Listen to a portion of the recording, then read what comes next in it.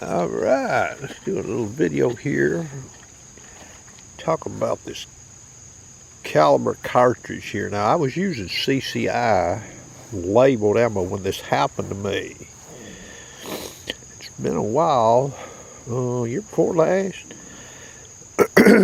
Squirrel hunters and people target practicing with this rifle and wearing hearing protection. Believe it or not, this could throw you for a loop. You could get hurt. I shot my CZ 457, I believe it was, and when I pulled the trigger, didn't get a discharge, or so I thought. I heard the smallest sound, but I didn't give it no thought. Injected the hole and actually reloaded. But something told me to take that shell out of that gun and look down that barrel, and guess what? So the moral of the story, now, could this happen with the HMR? I guess it could. It could happen with 22 long rifle too.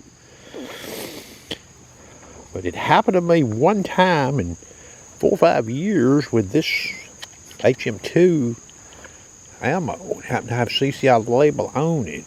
So if you're in the squirrel woods, or you're out in the wild using that gun, you know, and you could get into a bunch of squirrels, you could squeeze the trigger on that gun and it won't go off. Now, disclaimer here, in the last 4 or 5 years, how many rounds have I had of this ammo that would not fire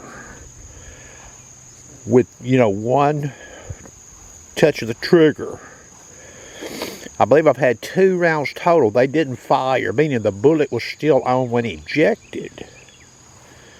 So if you pull the trigger on one of these guns right here in the wild and it doesn't go off, you don't feel any recoil, or you don't hear it go off, or both. When you eject that round, you better inspect that round to see if it's got a bullet on it before you put another one in there and start shooting again, okay? You can get confused, and especially if you've got other shooters around you. You may think it was your gun that went off when you squeezed the trigger if you've got somebody next to you shooting.